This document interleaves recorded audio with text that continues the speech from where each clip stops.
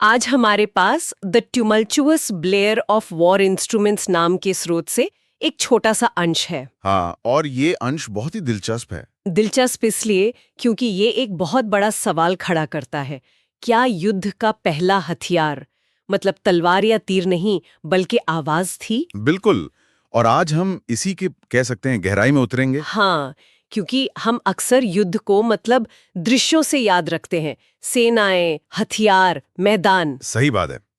लेकिन ध्वनि यानी आवाज का जो मनोवैज्ञानिक असर होता है उसे हम अक्सर नजरअंदाज कर देते हैं। और आज हमारा मकसद यही समझना है कि कैसे सिर्फ 2 पंक्तियां हमें उस अदृश्य हथियार की ताकत का एहसास करा सकती हैं।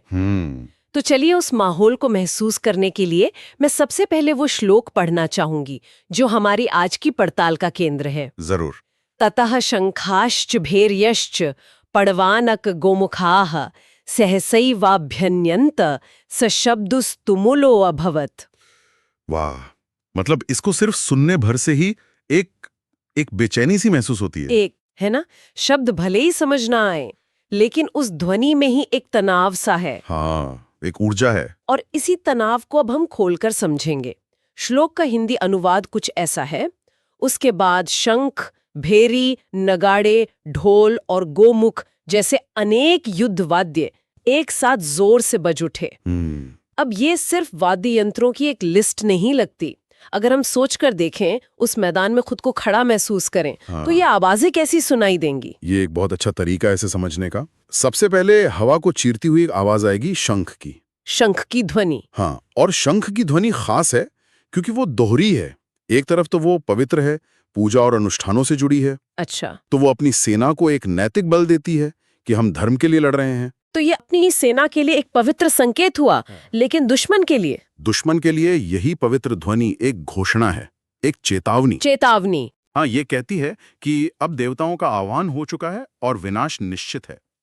तो एक ही आवाज सुनने वाले के नजरिए से आशीर्वाद भी है और श्राप भी। ये तो कमाल है।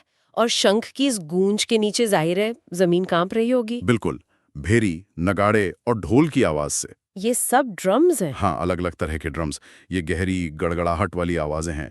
ये दिमाग से नहीं, सीधे शरीर से बात करती हैं। शरीर से मतलब? ये आपके दिल की धड़कन को अपनी लय में लाने की कोशिश करती हैं। लेकिन ये धड़कन सामान्य नहीं है, ये बहुत तेज है, घबराहट पैदा करने वाली है। अच्छा, जैसे आजकल किसी एक्शन फिल्म में तनाव बढ़ाने के लिए वो गहरी बेस वाली ध्वनियों का इस्तेमाल होता है। बिल्कुल, वही तकनीक। ये एक आदिम तकनीक है जो सीधे आपके अंदर डर पैदा करती है। और इस सब के बीच एक और अजीब सा नाम है, गोमुख। मतलब गाय का मुंह।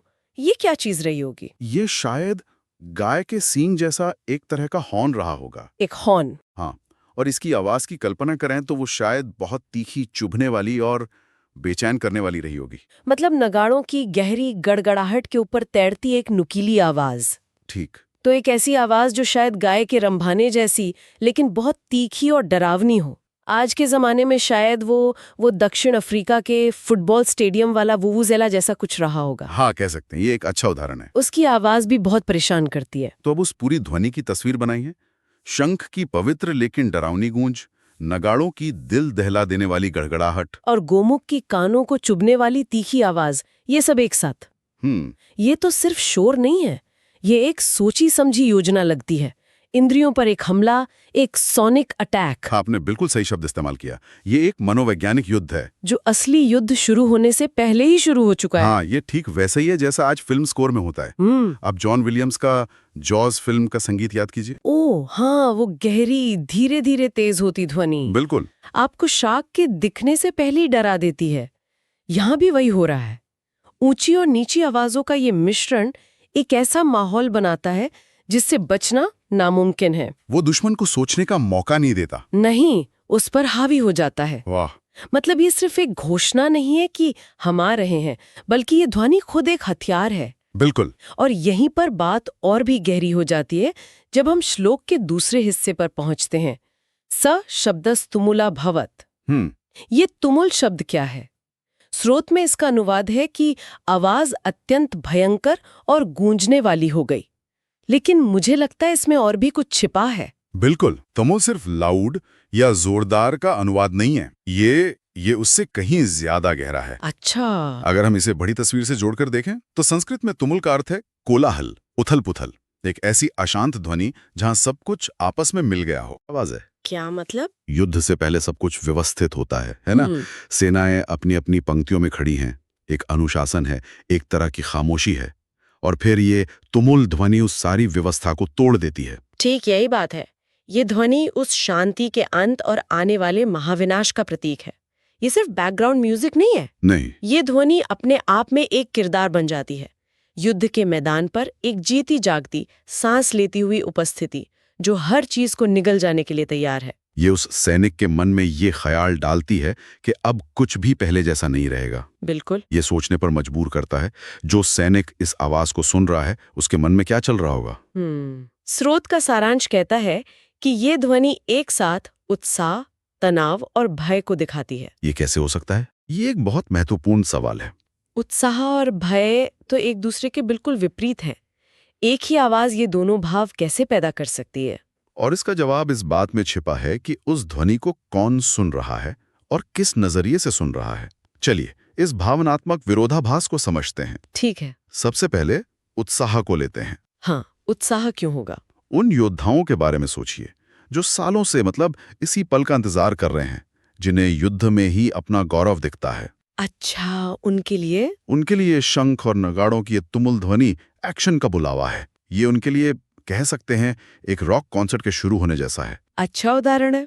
जैसे ही गिटार का पहला दमदार स्ट्रोक बजता है और भीड़ चिल्ला उठती है, वैसा ही कुछ। ये उनके खून में एड्रेनालिन का सैलाब ले आती हैं और कहती हैं अब समय आ गया है। उनके लिए ये ऊर्जा का स्रोत है। हाँ। और तनाव, ये तो शायद सबके लिए होगा, चाहे वो कितना भी बड़ा योद्धा क्यों ना हो। हाँ, तनाव उस पल में एक सार्वभौमिक भावना है। वो पहला तीर चलने से ठीक पहले का असहनीय सस्पेंस।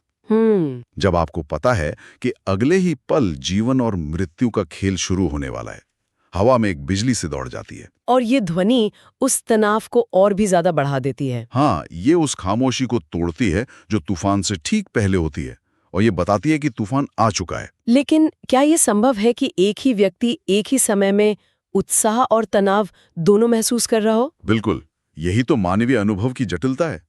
एक योद्धा लड़ने के लिए उत्साहित हो सकता है, लेकिन साथ ही परिणाम को लेकर तनाव में भी हो सकता है। सही बात है। वो अपने कौशल को लेकर आश्वस्त हो सकता है, लेकिन सामने वाले दुश्मन की ताकत को लेकर चिंतित भी। ये ध्वनि उन सभी भावनाओं को एक साथ शिखर पर ले जाती है। और फिर आता है इस सिक्के का तीसरा पहलू, भय। निश्चित रूप से सेना में हर कोई महान योद्धा नहीं होता। कई सैनिक ऐसे भी होते हैं जो शायद पहली बार युद्ध देख रहे हैं, या जो अपने परिवार को पीछे छोड़कर आए हैं। हाँ। उनके लिए ये विशाल अराजक ध्वनि आने वाली हिंसा और मृत्यु का आदिम डर लेकर आती है। ये उन्हें उनकी अपनी नश्वरता की याद दिलाती है। बिल्कुल। ये उन्हें बताती है कि कुछ ही पलों में उनके आसपास की दुनिया हमेशा के लिए बदल सकती है। ये आवाज उनके कानों में कहती है, भागो अगर भाग सकते हो। तो ये एक ही ध्वनि एक ही पल में किसी के लिए उत्सव का संगीत है, किसी के लिए इंतजार की पराकाष्ठा, और किसी के लिए मौत का पैगाम। ये तो अद्भुत है, और इसी में श्लोक की खूबसूरती है।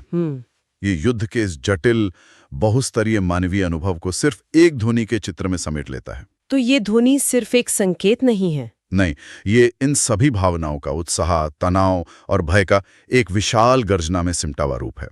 ये युद्ध की पूरी कहानी उसकी शुरुआत में ही सुना देती है। वाकई आज की इस बातचीत से ये साफ हो गया है कि कैसे एक अकेला श्लोक कुछ खास वाद्य यंत्रों और उनसे निकली तुमुल ध्वनि के वर्णन से युद्ध की एक अविश्वसनीय रूप से जीती जागती तस्वीर पेश करता है। हाँ, ये सिर्फ शब्दों का खेल नहीं, ये ध्वनि और मनोविज्ञान का एक गहरा रिश्ता है। और ये रिश्ता आज भी उतना ही मजबूत है। आज हम इसे साइको एकॉस्टिक्स कहते हैं। Psycho acoustics? हाँ, यानी ध्वनि का हमारे दिमाग और भावनाओं पर असर।